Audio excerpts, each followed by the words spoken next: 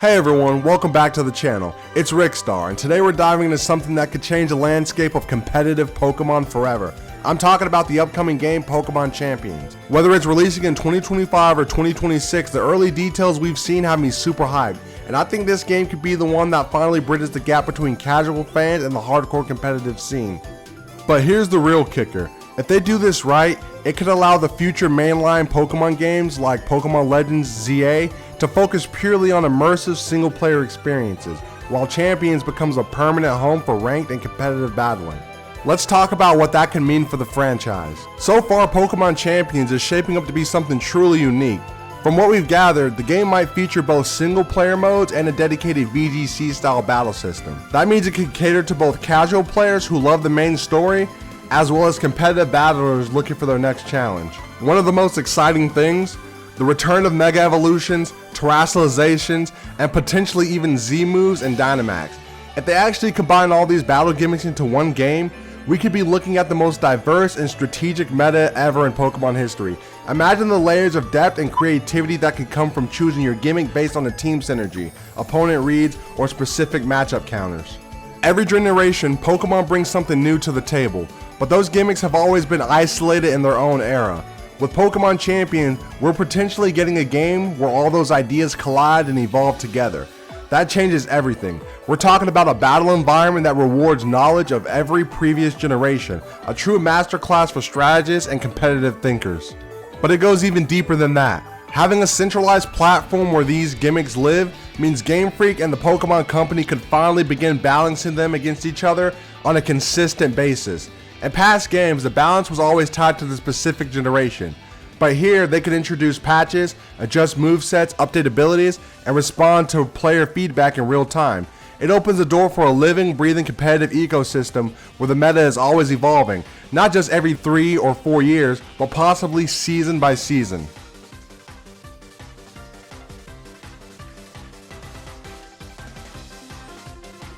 This is where Pokemon Champions could become a game changer. Imagine if this game becomes a dedicated platform for competitive battling. The rank ladder, online tournaments, global events, all centralized in one evolving space. That means no more resetting your progress in every new generation. Your ladder ranking, your battle record, your teams, they could all be a part of an ongoing career within Champions. They could introduce seasons, battle passes, esport leagues, and even global championships right from the game's core UI.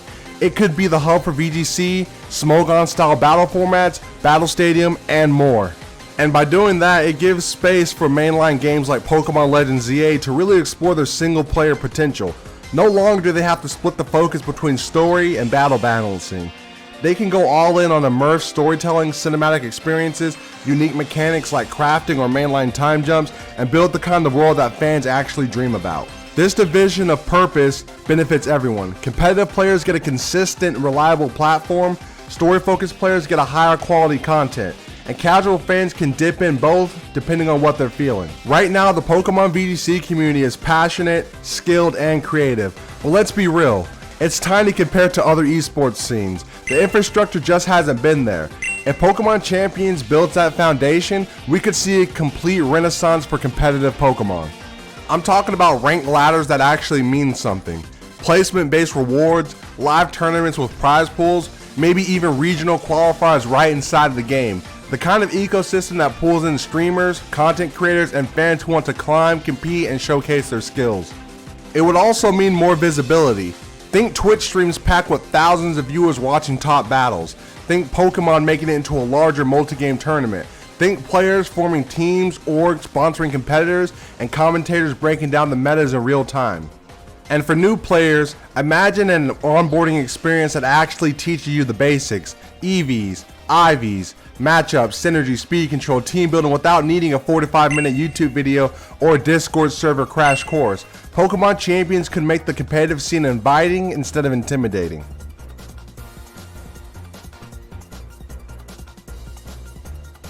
One of the biggest reasons this all could work is the power of Pokemon Home. Home gives you the ability to bring in Pokemon that you've trained and treasured Pokemon from previous generations.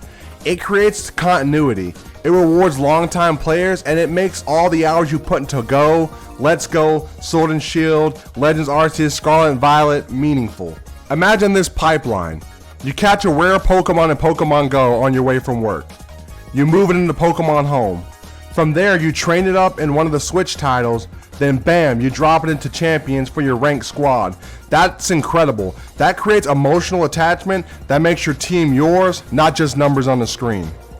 And Home being the bridge allows Champions to be the final stage in the Pokemon journey. The battleground where everything you've trained, caught, bred, and battled with over the years comes in one place. But for this system to work fairly, Pokemon Home needs to be updated with better hack checks. Right now, people can import Pokemon from external software and say, well, it's legal because it has legal stats. But let's be honest, that's not really legal. It's just not detectable. There's a huge difference. It's like saying a fake ID is okay because it passes the scanner. It's still fake, and in Pokemon that creates an integrity issue. Japan's VGC scene saw major hack check disqualifications. Players who look clean on the outside were found using external tools to generate their teams. That should be a wake-up call for the rest of the community. Cheating in any other competitive game, League of Legends, Smash, Fortnite, Call of Duty, it's seen as disgraceful, but in Pokemon, it's understood that it's almost accepted. That just needs to change. If Pokemon Champions becomes a central hub for ranked play, it must uphold integrity. Players should be encouraged, required, even to earn their teams through legitimate means. Let players train, breed, bottle cap, and build a team the right way. Because if you let cheating slide, the entire ecosystem becomes pointless. It becomes dead on arrival. Why bother building something competitive if the rules just don't mean anything? Pokemon is about the bond between a trainer and their team. It's about the journey. If you skip the journey, what's the point? Champions have the potential to build a thriving esports culture, but only if it respects the core fair values of play, training, and earning your victories. Let me paint the bigger picture. Pokemon is the biggest media franchise in the world. Bigger than Star Wars, bigger than Marvel. Everyone knows Pikachu, but despite that, the competitive scene has always been super niche. Pokemon Champions has the potential to change that. If they build it the right way with rank ladders, seasonal events, online tournaments, and a fun, intuitive battle system, we could be seeing the start of a true Pokemon esport, one that millions of people watch, play, and train for, just like any other competitive game. And just like how Pokemon Go brought the casual world into the mobile space, Champions could bring them into battling, because battling is the core of what Pokemon is. Every gym badge, every Elite Four challenge, every final rival fight, it all comes down to how well you battle.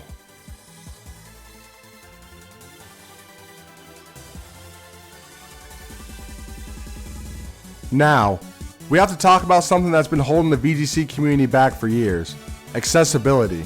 Playing VGC competitively is expensive. Not everyone has the privilege or luxury to fly across the country or halfway around the world to attend a regional or an international event. These just aren't weekend hobbies. They require plane tickets, hotel stays, entry fees, rental cars, and time off work. And for a lot of players, that's just not realistic. People have families, people have careers, people have responsibilities that they just can't trade in to go chase a Pokemon tournament. It's not that they lack the skill, it's that they lack the access. This is where Pokemon Champions could be revolutionary. By offering a full-fledged rank system that includes online qualifiers and tournament circuits, players could realistically earn their invite to Worlds from the comfort of their home. You could be on a lunch break at work, grinding the ladder on your Switch. You could be playing a match on your phone while waiting to pick up your kid from school. Champions could finally make competitive Pokemon fair by basing advancement on skill, not privilege. This isn't just a nice feature, it's essential for growing the game. You can't expect an esport to explode if only a small percentage of the most financially stable players can afford to compete at the top level. Let Champions level the playing field. Let players from any background, any country, any schedule have a real shot at qualifying for Worlds.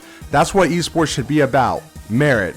And if Pokemon Champions can make that happen, it will finally turn competitive Pokemon into something that lives up to the scale and the power of the franchise itself.